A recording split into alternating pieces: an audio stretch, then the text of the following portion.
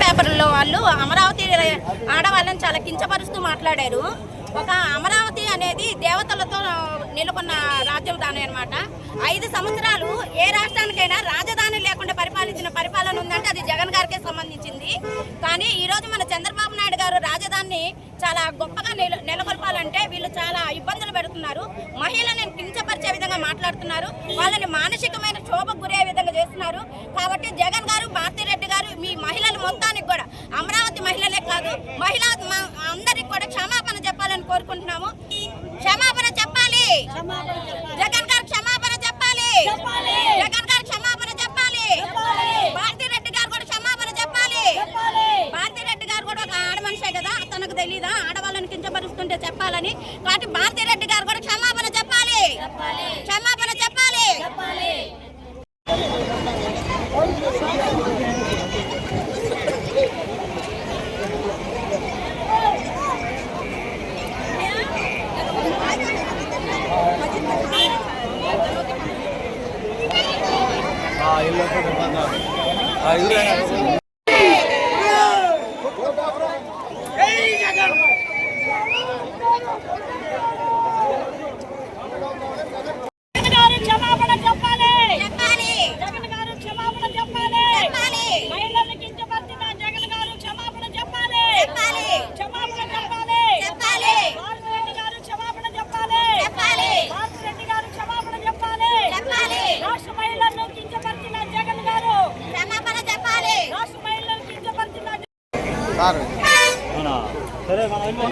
సరే మీరు ఇక్కడ కవర్ చేసుకోండి. అయితే ఎట్లా వాయిస్ వచ్చాయి ఇక్కడ మనకు పటేల్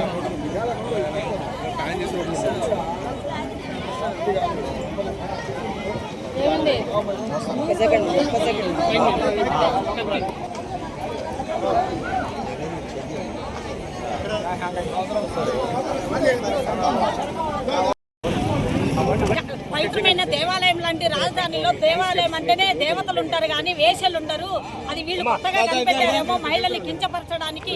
వీళ్ళు ఏ విధంగా వీళ్ళను బాధ పెట్టాలి అనేసి 5 సంవత్సరాలు రాజధాని లేకుండా పరిపాలించిన వ్యక్తి ఎవరంటే ఒక జగన్మోహన్ రెడ్డి. ఎక్కడైనా ఒక ఊరంటూ ఉంటే ఒక గుడి బడి ఎలా ఉంటుందో అలానే ఆ 5 సంవత్సరాల్లో దేవాలయం రాజధాని లేక పరిపాలన ఏ విధంగా ఉందో అందుకే జనాలకి ఆ విధంగా మాట్లాడే హక్కు కల్పించారు జగన్ గారు. ప్రతి ఒక్కళ్ళు రెచ్చిపోయి మహిళల్ని ఈ విధంగా మాట్లాడడం చాలా ఘోరం అండి. మన భారతదేశంలో పుణ్యమైన పవిత్ర భారతదేశం ఇది మనది. ఒక భారత మాతను మనము కించపరిచిన విధంగా ఒక మహిళను మాట్లాడమంటే ఆ తల్లినే మనం కించపరిచిన విధంగా మాట్లాడినట్టు. అది గ్రహించి మహిళలు అనేది శక్తివంతులండి. ఎక్కడ చూసినా కూడా దేవతలుగా పూజించబడతారే కానీ కించపరచదు. ఈ జగన్ పరిపాలనలోనే ఈ విధంగా జరిగింది. రాష్ట్ర మహిళలందరికీ క్షమాపణ చెప్పాలి. ఇప్పుడు ఏదైతే పొదిలి మండలంలో వైఎస్ జగన్మోహన్ రెడ్డి గారు వస్తున్నారో రైతులకి నష్టం జరిగిందని అది ఒక కుట్రతో వస్తున్నారు. సాక్షి మీడియా మొన్న ఏదైతే అమరావతి మహిళల్ని విమర్శించిందో విమర్శించి మేము విమర్శించలేదు అని అంటున్నారు. దానికోసమే ఈరోజు స్పందిస్తా ఈరోజు ఎన్డీఏ కూటమిలో జనసేన, బీజేపీ, టీడీపీ కూటమి ప్రభుత్వంతో ఈరోజు మేము ఈ ప్రోగ్రాంని నిర్వహించాము. ఇక్కడ డెఫినెట్లీ ఖండిస్తాం జగన్మోహన్ రెడ్డిని. అసలు ఎలా వస్తాడు? గతంలో అమరావతిని మారుద్దామని ఎంతో రైతుల్ని పుట్టగొట్టును కొట్టిన జగన్మోహన్ రెడ్డి ఈరోజు మా పొదిలి మండలంలోకి వచ్చి రైతులకు నష్టం జరిగింది అని చెప్పి మేము ఖండిస్తాం, దాన్ని స్పందిస్తామని అన్నారు. కావాలని బోగస్ గవర్నమెంట్ ఇది. ఈ బోగస్ ప్రభుత్వానికి ఎలాంటివి ఏవీ లేవు. ఇలాంటి కావాలని చెప్పి రెచ్చగొట్టి కులం మధ్య కావాలని రెచ్చగొట్టి గొడవలు పెట్టాలనే వాళ్ళ బోగస్ గవర్నమెంట్. వాళ్ళ పని అంతే. రైతులకి ఏదైనా ఇండియా కూటమి పరిపాలనలో నెంబర్ 1గా చూసుకుంటుంది. ప్రతి ఒక్కటి ఏదైనా సంక్షేమ పదవాలు కానీ ప్రతి ఒక్కటి ఇచ్చింది. ఈ ఎంతోమంది జగన్మోహన్ రెడ్డి గ్రూపులు ఏం చెప్తున్నారు, 6.0 ఏందో 6.2 పథకాలు ఇవ్వలేదు, మీరు ఆ పథకాలు ఇవ్వలేదు అని అంటున్నారు. గతంలో జగన్మోహన్ రెడ్డి అప్పులు కుప్ప పెట్టేసి వెళ్ళిపోయాడు ఆంధ్రప్రదేశ్లో. ఆ అప్పు కుప్పలతో ఎప్పుడు కోలుకోవాలా ప్రభుత్వము? అమరావతి నిర్మాణం ఎప్పుడు జరగాల? ఈ మొత్తం చిన్న చిన్నగా ప్రతి ఒక్కటి కోలుకుండిద్ది, ప్రతి ఒక్క పథకాలు అనేది కూడా ఇస్తారు. డెఫినెట్లీ ఎన్డీఏ కూటమి ఈ ప్రభుత్వంలో చిన్న చిన్నగా స్పందిస్తుంది, చిన్న చిన్నగా అభివృద్ధి చెందిద్ది. లెక్కేసుకొని మాట్లాడినట్టేనా మరి? అదే అమరావతిలో మీరు కాపురాలు ఉంటున్నారు, మీ ఆడవాళ్ళు ఉన్నారు, మీ వాళ్ళు కూడా వేసలేనా? మరి మీ సొంత ఇల్లు ఉన్నారు, మీ తోడబుట్టినోళ్ళు ఒక తల్లి కంటే నువ్వు పుట్టావు, నీకు ఒక భార్య ఉంది, నీకు 2 ఆడపిల్లలు ఉన్నారు, వాళ్ళనంటే నువ్వు ఊరుకుంటావా? మేము అందరి మహిళల్ని వేసలేన్నాం, అందులో మీరు కూడా ఉన్నట్టే కదా.